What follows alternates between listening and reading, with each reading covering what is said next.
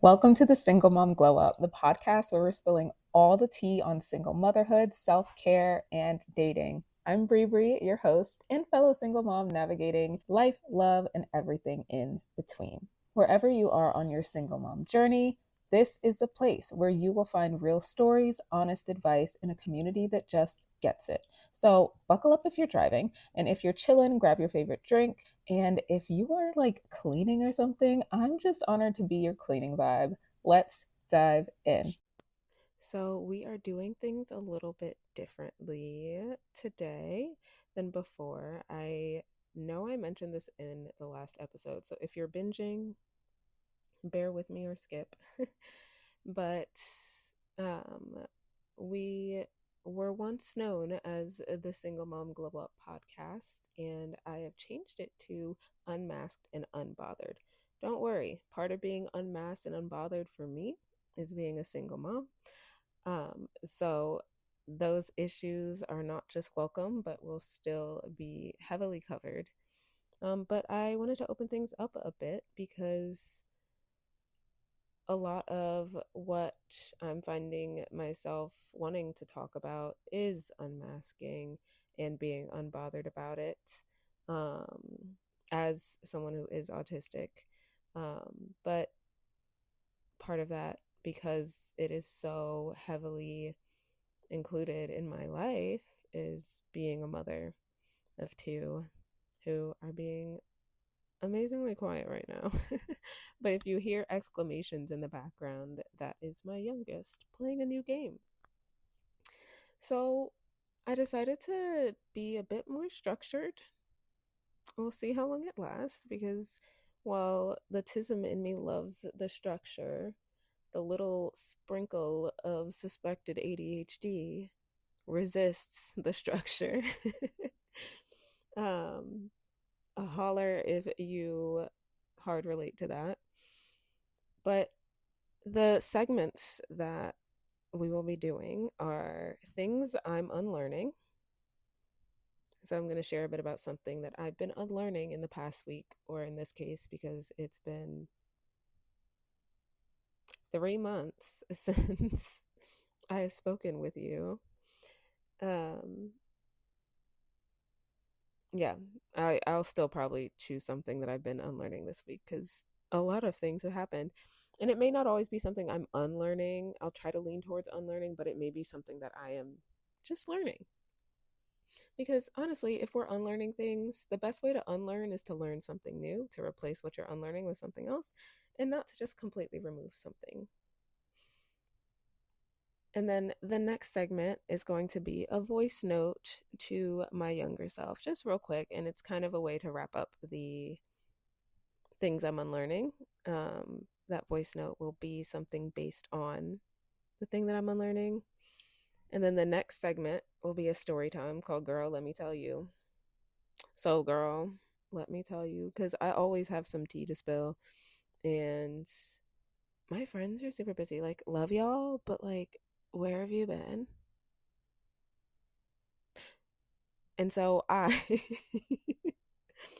will be spilling to y'all because I also recognize that my friends are adults with lives and they could be going through stuff that maybe they don't want to share. And I'm not taking it personally that they're not speaking to me, but I still have a need to spill the tea.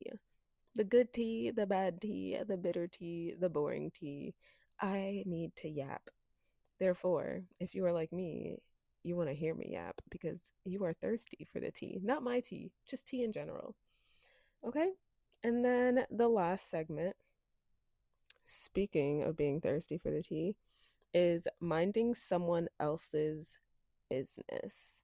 So there I will be. If you go online and submit a question to me, I will answer those questions. But if not, I will share something I encountered online and want to comment on, or did comment on, depending on where I encountered it. And then sometimes I might, this may be in the future. This is just something that foresee myself doing at some point, is interviewing a friend live. So those are the segments, and then I'll close out. So we're already almost 5 minutes in. So I'm going to get into what I am unlearning. I already wrote some down because for me, this topic is kind of challenging in the sense that I it's certain things are hard for me to come up with on the fly, and this is one of them. So, what something that I have been actually learning this past week, even though I thought I learned it before, I feel like I've been learning a deeper layer of it the past like couple weeks actually, is that I need copious amounts of rest. I literally I get tired after things that quote unquote normal people don't get tired after. And certain things that tire me out, other people get energized by. And I know, maybe you've heard of it online of like, the things that are recharging for extroverts are draining for introverts. And yes, that is some of it. But other pieces are, mind you, the things I'm about to list, I have not gotten formally diagnosed with. So do with that information what you will. So I'll be referring to it as suspected. Um, but I've been not going, I've been not pursuing diagnosis because I am traumatized by and extremely afraid of medical gaslighting. And so I feel like medical gaslighting, like fighting medical gaslighting, is one of my final bosses. So these are things that I suspect that I'm dealing with, but I do not have a formal diagnosis of these things. But dealing with POTS, which I'm pretty sure I've had my whole life, not, and it just got worse after getting COVID. Dealing with mast cell activation syndrome, which would explain all my funky allergies that keep increasing. And what's the other one?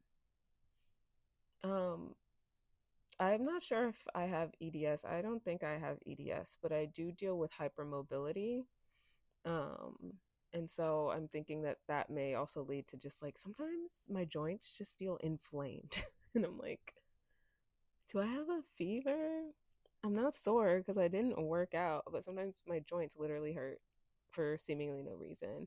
And I think that might just be hypermobility and sitting the way that I sit and a whole combination of things, right? So, anyway, I deal with those things. So, sometimes I just get random flare ups of the symptoms associated with those. And that alone is exhausting, right? But then I have to continue as a mother. I have to, continue to go to work at the bakery, which is a whole other thing. Like I I love the job. The job is not just easy, but it's fun. But I was just realizing in this past week that when I've been going to work, I will have not like a panic attack, but like a mini meltdown. And I'm like, why is my body acting so strongly and so intensely to something that is not unsafe? Okay, but before we get into the good stuff, you must hear about my free Discord server, the Single Mom Sanctuary. You remember AIM? Discord is like that, and the Single Mom Sanctuary is a curated chat room full of single moms like you. No ads, no overstimulating, brain rotting, doom scrolling content where every 2 seconds someone's trying to sell you something. Okay? Just actual virtual connection with a community of single moms. Make it even better and join us. The link is in the description. So I will see you there. All right, back to the good stuff. It's not a danger to me. It's not physically demanding. It brings me joy. I think it's fun. Why am I having this reaction? And it's literally because I, one, I needed rest. So I took the last like week off because I've been working there nonstop since February. Like I haven't taken any days off since February, and I've actually been picking up shifts for others. That's a whole other thing. Maybe we'll get into that in another episode. But without having a break, I wasn't resting, and I'm like, well, this job isn't hard, so I don't need to rest, and that was the issue.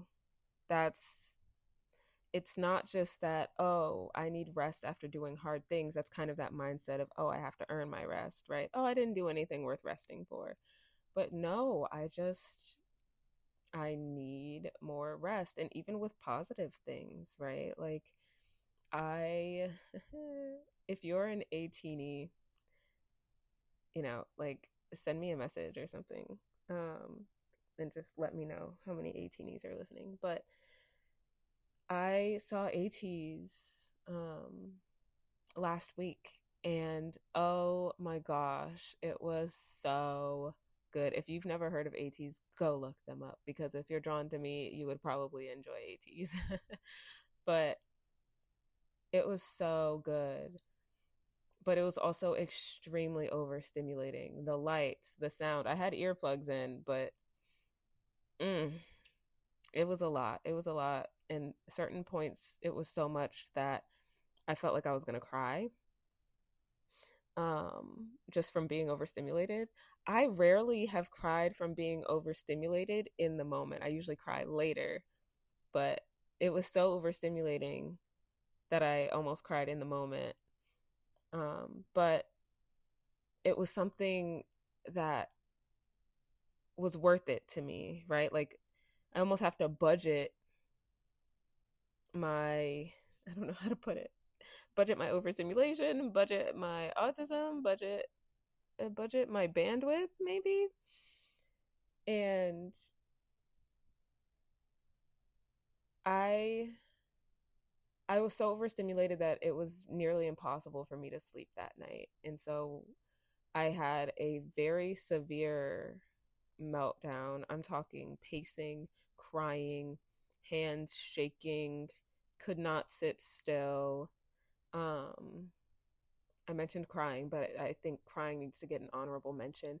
I was talking to myself like as a form of self-soothing, but like it was very, if someone witnessed me doing this in the 40s and 50s, I would have ended up in a mental hospital. Oh gosh, we laugh so we don't cry. But I'm not actually doing that, by the way. That was a joke. I do not feel the need to cry.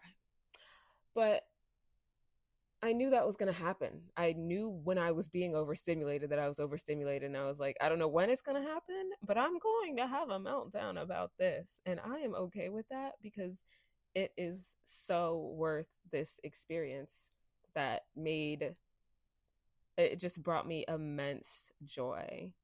And I still don't regret it. After the meltdown, during the meltdown, I was like, yep, this sucks, but it was so worth it. I would do it again in a heartbeat. I regret nothing.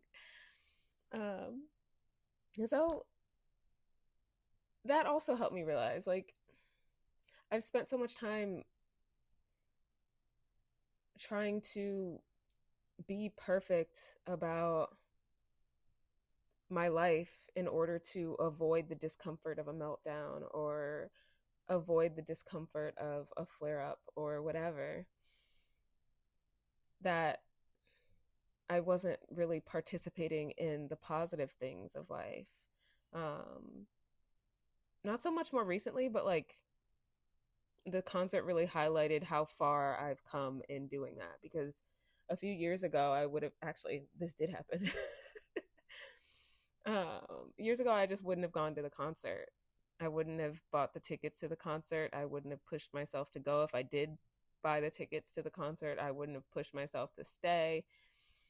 Like, I just wouldn't have done it, because I would have been avoiding the meltdown.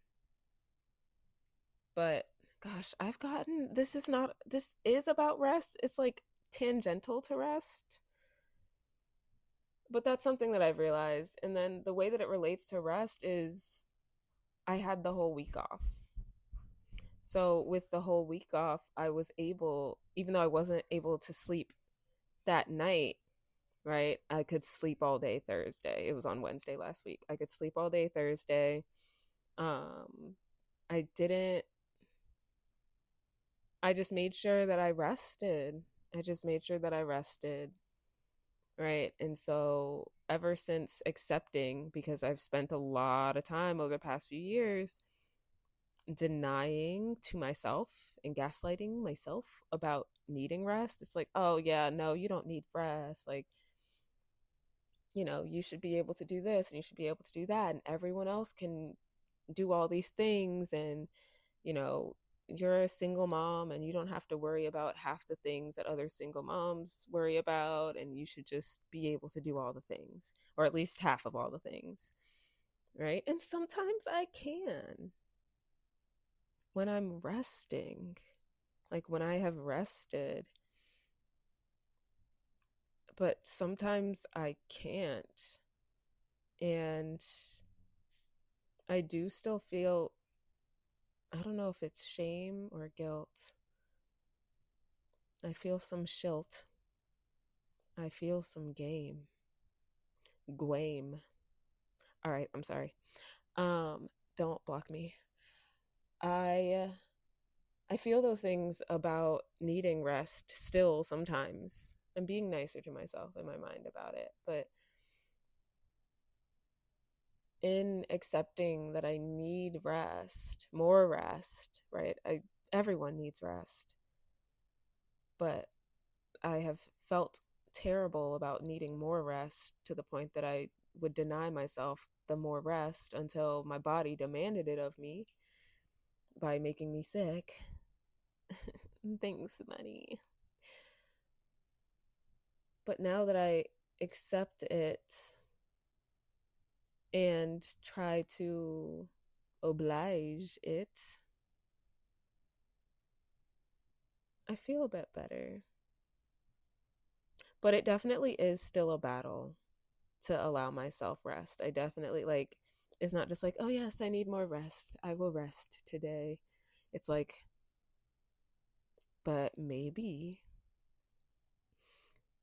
the way that the way that I've been quote unquote getting around it is doing fun stuff, right? Like going out dancing, meeting up with my partner. What else? I don't know, going to Ulta and dilly dallying, like fun stuff. But that's not resting. That's not resting.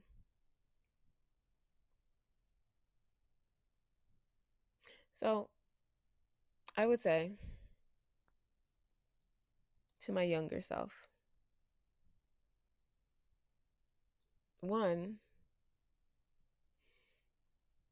dang, I really wish I remember the quote that my acupuncturist said, because like I feel like that's the perfect thing to say. She said something about flowers, like you wouldn't ask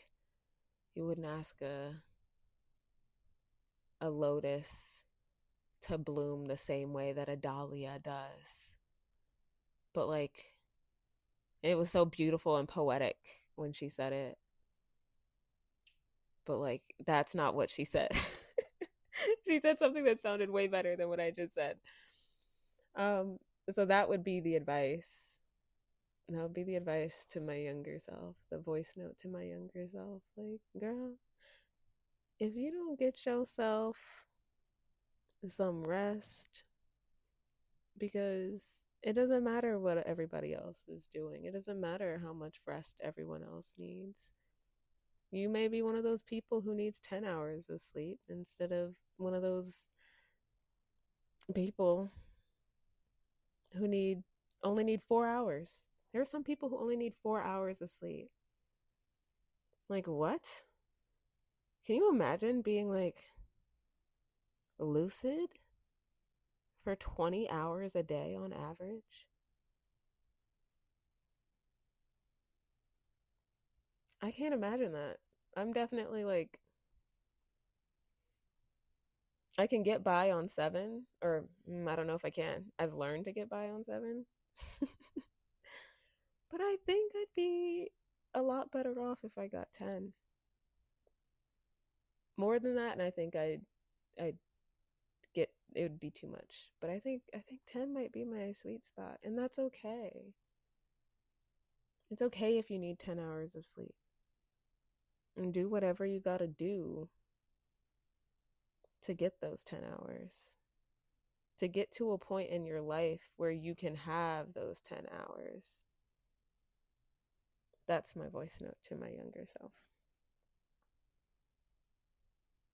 All right, now for Girl, Let Me Tell You. And I've got a really good story of time for this one. So, my last episode went out on the 21st of April. And let me actually double check. I'm pretty sure that's just a few days before I met my most recent partner. Shoot. I either met him the Friday before or the Friday after. Yeah. Anyway, he has the dates written down somewhere. I am not the best with those. Um, I'm good with like birthdays and stuff and like upcoming important events specifically, like things that I need to be there for, but like past things like anniversaries and stuff, like my brain can hold on to like one of them. And so I've got the anniversary of when he made things official, but everything else is kind of like I have to verify. um but yeah, so I either met him the Friday before the last episode or the Friday after, and I'm pretty sure it's the Friday after. But this was after I decided, and I think I shared this in the last episode, I decided to just not date. I'm like, I was just like not dating. And one night I randomly wanted to go out dancing. Like it's something that I had wanted to do for a while. And I didn't have anyone to go with. And so with me deciding, okay, I'm not dating for a while, and I think I wrote down a bunch of solo date ideas, not just to share online for content. Like I posted them to Pinterest and stuff. Um, but because I was actually going to use them, because like, why am I posting stuff if I'm not doing it myself? And so that was one of the things that I wanted to do. So I took myself out dancing. I also agreed, and I think, did I mention this in the last episode too? I also had spoken to my therapist about how um, I'm very, not so much anymore, but I had been very touch deprived. Like, I used to be very touchy feely, I guess. I don't know. Like, I used to be like a hugger and a lean oner and a sitter on of laps and a hand holder and all that, like in platonic ways and romantic ways. Like, that's how I used to be. And then I kind of got shamed out of being that way. And so I just stopped, like, completely stopped being that way, except for in a romantic setting. But even then, it was like, I can only do this if there's no one around to shame me for it, right? Because people shame couples for being touchy feely with each other too. And with being not touchy feely or with masking as a non touchy feely person, being something that was actually against my nature as a touchy feely person. It left me feeling very touch starved and touch deprived. Um, and something that helps if you're like, oh man, that resonates with me, but I don't know what to do because I'm not going to go out dancing, or I don't know what to do. Something that did help in the absence of people. No, mind you, there's my kids, right? But that's a different, like, if you know, you know. But with kids, it's a different kind of thing. It's like they need you. And it's not always, and I would argue that it's not often an equal exchange of energy. It's like the kids need energy from you. And so that touch is fine and, great, but it's not necessarily energy giving, at least not for all of us. So with that, I decided to go out. Um, and I took myself out dancing to an event that did salsa and bachata. Like, I knew a little bit about bachata, but I didn't know anything about salsa except for how it sounded. And I got there too late for the lesson because I put the kids to bed first. And so I'm there. There's it like the social dancing had just started. And so I'm just standing around looking cute, looking pretty, like the fairy princess that I am. And uh I would say, oh, and I wasn't wearing my glasses. So I couldn't necessarily see people's faces clearly or anything like that. But looking around, it was a bunch of like way older guys that I didn't find particularly attractive, which was fine by me because that's not what I was there for. I was totally there for, um, I was totally there just to sort of interact with, it's gonna sound so weird, but like if you're if you have the same flavor of autism as I do, then it will make sense. um, but I went there to experience touch, like close touch, without the requirement to engage any further than that, if that makes sense. Like, I don't need to speak to these people outside of what we're, dancing. And even then, you don't really have to say much. I don't ever have to speak to them again. I don't ever have to necessarily see them again unless, we end up at the same events. Like, it's literally just dance, move on, dance, move on, over and over again. And that's basically what I did that night. It was fun. There were some characters. I did end up learning to dance salsa. Um, it's actually, the basic step is pretty simple. And then I ended up, this one older guy who's like super, he's like very, very skilled at salsa. And I guess he assumed that I was too. And then I told him that I wasn't. And then he still had me doing hella turns. By the time I was done dancing with him, I was so dizzy I needed to sit down because I didn't know how to turn properly without getting dizzy because that was my first time dancing salsa. And I go to sit down, and I think, oh, yeah. So I go to sit down, and then someone comes to sit down next to me. I think, what was her name?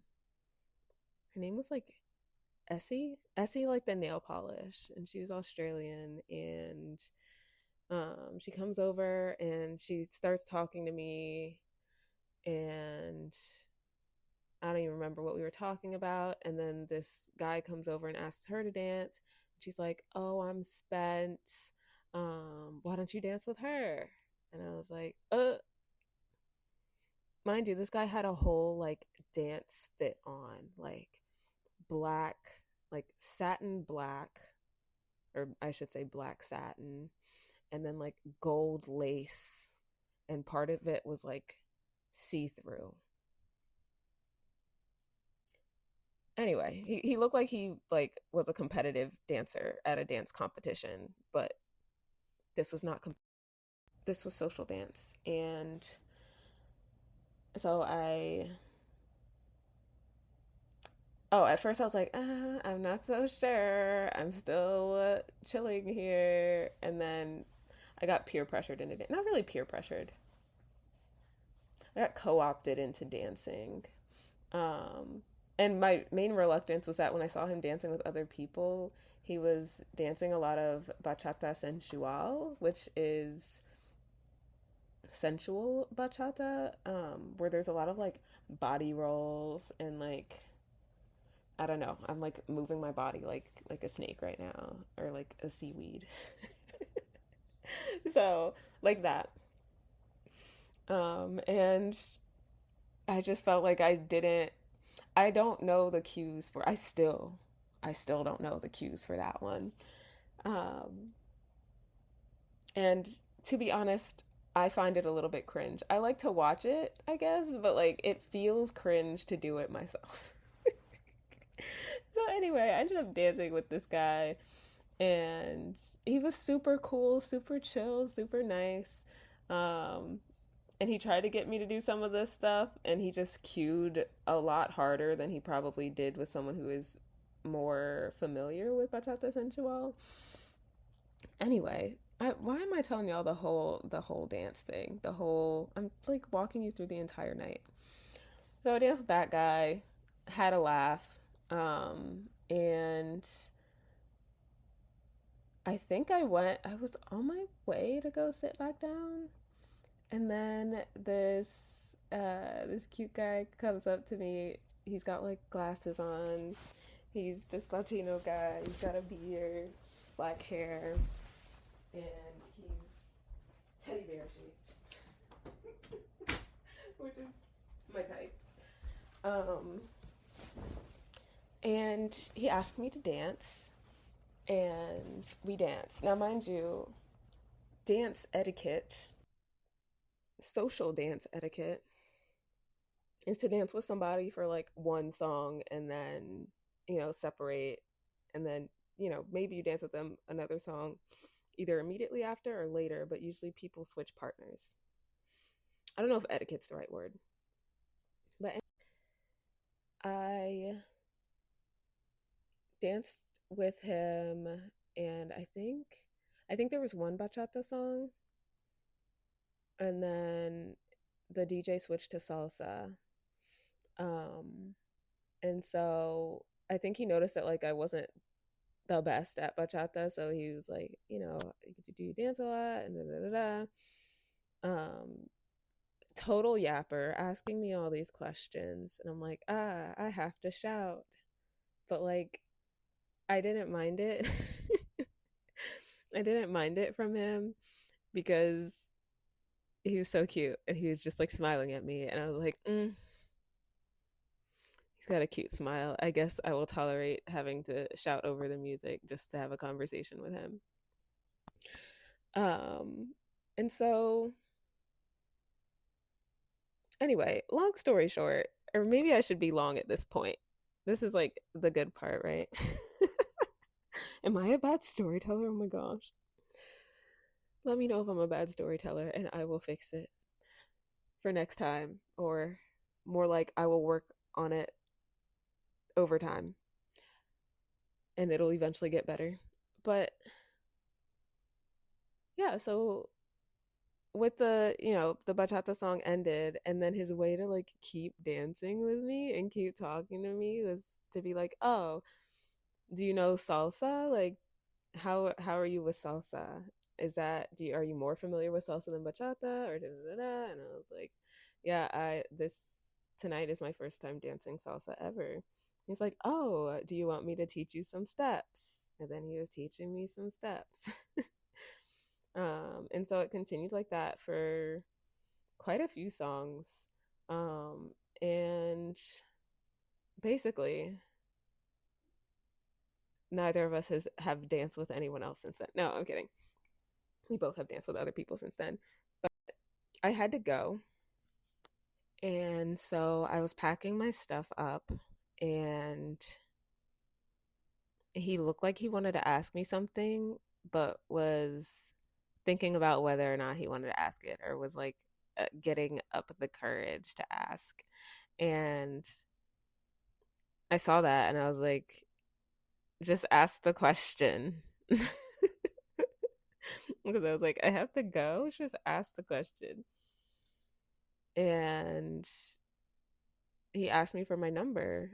And just listen to this for a second. He asked for my number. I gave him my number. I didn't just give him my number. I called his I called my phone from his phone so that I had his number, right? And then an entire week went by and he did not call or text me. And I was like,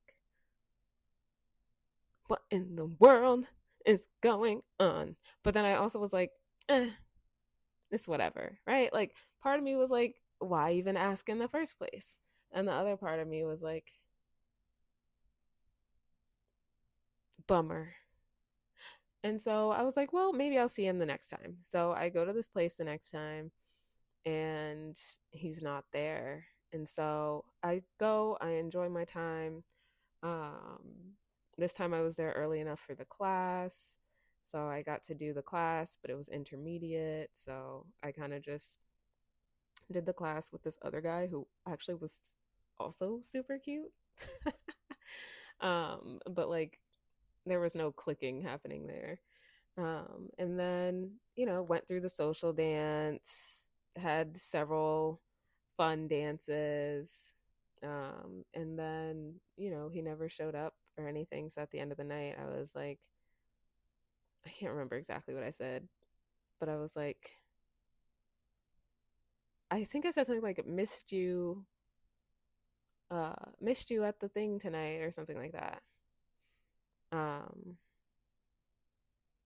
and then he responded, and then I said something sassy like, I mentioned how he got my number and didn't use it.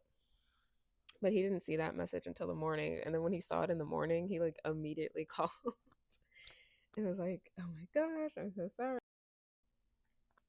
And didn't, he gave me, I mean, he got my number, but he didn't know if I just gave him my number just because he asked and because I wasn't comfortable saying no. So he didn't reach out first. And I was like, well, that is noble. It still pissed me off. So we've basically been inseparable since. Yeah. It's kind of annoying, honestly. Like, I was just minding my business, perfectly happy being single. And then here comes this guy out of nowhere, completely unexpected. And now I'm in a relationship that I was not expecting to be in, that I am enjoying being in. Don't get me wrong. I'm happy to be here. But also, like, I'm annoyed at the cliche of it happens when you're not looking. so so that's the story. That's the tea. That's my tea anyway. But I want to get into minding someone else's business because someone posted something in a public space that had me so. At first, I was annoyed, right? But while people annoy me, um, the next feeling is usually compassion and empathy. Um, because I don't know, that's just how I'm built. But this person went into a group and they were like, I don't have it anymore because enough people said stuff in less compassionate ways that I think they ended up deleting their post. Um, but this is one of those where if I had it, I would be reading what I said because I carefully curated it and read it over and all that stuff because I could tell that this person was coming from a place of like being afraid to lose control.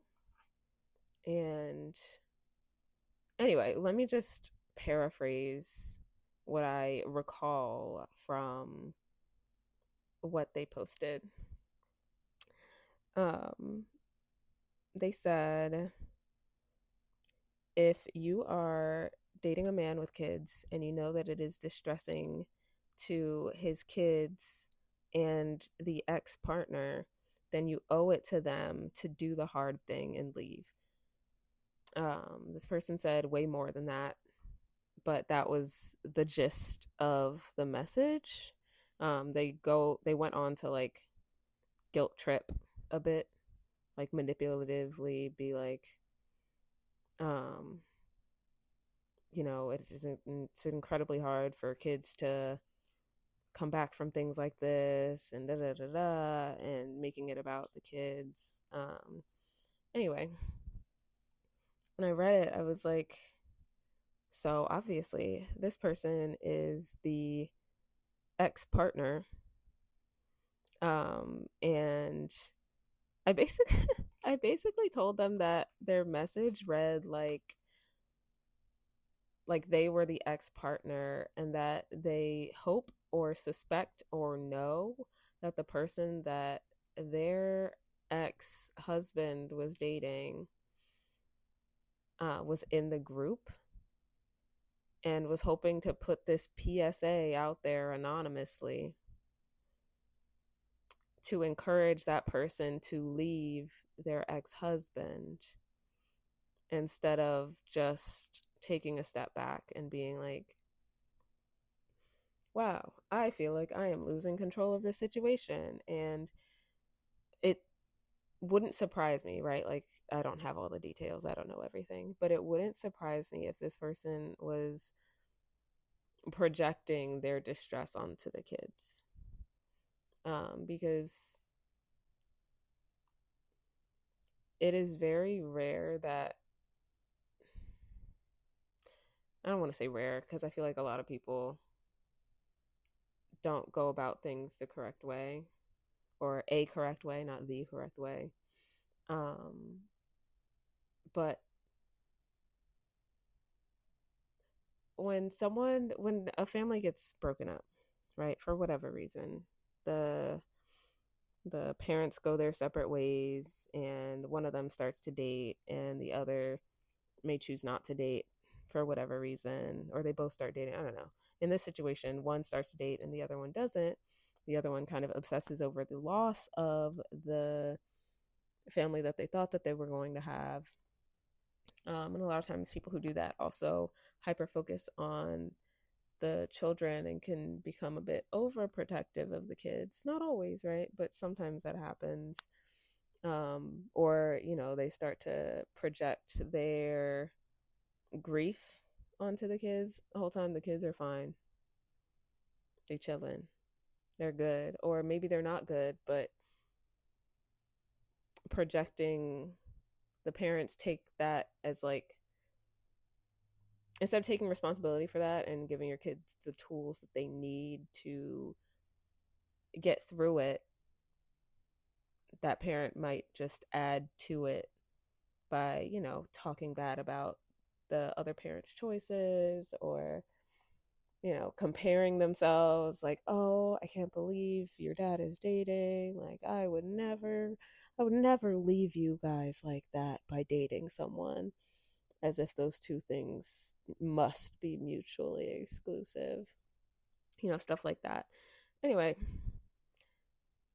I gently told her that it's coming off or I was trying not to use pronouns, but I'm pretty, that group only lets, yeah, that group only lets women in anyway. So I'm just going to call this person her. And it's probably the right pronoun, but because it's so anonymous, it really doesn't matter here. But um, I gently told her that it sounds like she is the ex partner. One, that two, it is not the person that your ex husband is dating's responsibility to make you feel better by walking out of the picture. Like, it doesn't matter. If that person walks away and your ex husband still wants to date, he's going to date, he's going to find somebody else. And so it looked like, and this is what I said to her, I said, it looked like you are grasping at whatever straws of control you possibly can, when really it might benefit you more, it might serve you better to look in the mirror and be like, oh my gosh, I'm losing control. What do I need to do to take care of myself in this moment? Not what do I need to do to regain control. Right. And as someone who struggles with the idea of losing control, although my control thing is less about other people and more about losing control of myself or my body. That's the thing that terrifies me. I don't really care about controlling other people. But I can understand how terrifying that is to lose control or to feel like you're losing control. And so I said that. I added a little bit of humor in there. I was like, it's giving rich mom in a K drama, instead of just like making, so if her son is dating, like in most K dramas, there's the rich heir, the rich male heir who dates someone who is poor. Um and then the mother doesn't like that he's into someone who is poor. So instead of going directly to her son and being like, absolutely not, or, I will not let you run the family business if you're, whatever control she has, which realistically she should just not try to control the situation. But if you were going to do that, you should go directly to the source. Instead of doing that, she goes to the person that he's dating and tries to pay her off secretly and says, here's $10,000 to never speak to my son ever again. I was like, that's the energy this is giving. That is the energy this is giving.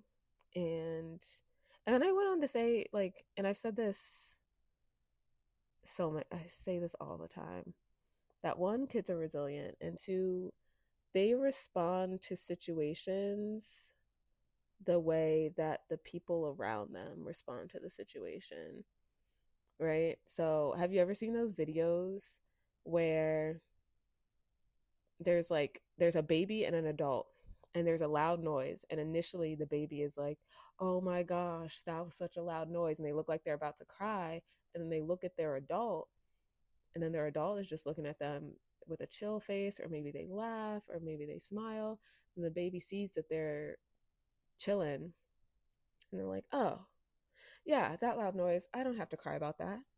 Like, if my adult is good, then I'm good, right? And you see them calm down, which that's co-regulation. Kids do that in more complex ways as well. So like if parents are, getting a divorce or whatever, is it going to have an impact on the children? Yes, absolutely, it's going to have an impact on them. But if you are able to co-regulate with them and help them get through it, then it's not going to be eternally damaging. The thing that's eternally damaging is when people don't help the kids regulate, and they don't, and I'm not blaming anyone because this happens a lot. Sometimes you get so wrapped up in the loss and the grief and the abuse sometimes that pops up during divorce, that you don't have the bandwidth to even notice that your kids are going through it too.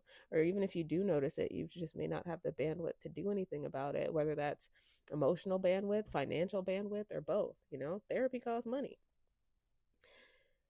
And, you know, there's that's just how it goes, right? But if you are able to, you know, if your kids have questions, you answer them honestly at an age appropriate level, right? You are able to lean on a support system that can take them when things might be getting a bit intense at home, or um, if you're not, you know, maybe you have, maybe sometimes noise canceling headphones and, you know, tablets, sometimes they need to be the childcare, you know, not always, right, not consistently, but sometimes it is perfectly okay to do that instead of just letting your kids hear you go at it, you know, intensely go at it with your ex, talking about, you know, how much you hate them and how much they hate you and things being thrown and all that. You don't need to know all that. You don't need to see all that, right? And sometimes we don't have any control over, you know, whether or not we protect them from that, right? But if you do, there are ways to do, you know what I mean? So I was gonna read two other things that I encountered and wanted to comment on, but we are at 50 minutes. So I bid you adieu, and I will see you hopefully next week. Hopefully next week. I think my schedule and drive have gotten to a point that I will be back weekly. So I will see you then. If you resonated with anything shared today, join us in the Single Mom Sanctuary Discord server and immerse yourself in our amazing community of single moms. The link is in the description, and make sure to hit that follow button. Subscribe if you're watching me on YouTube so you do not miss future episodes where we'll dive even deeper into navigating single motherhood and glowing up in every area of life. See you in the next episode.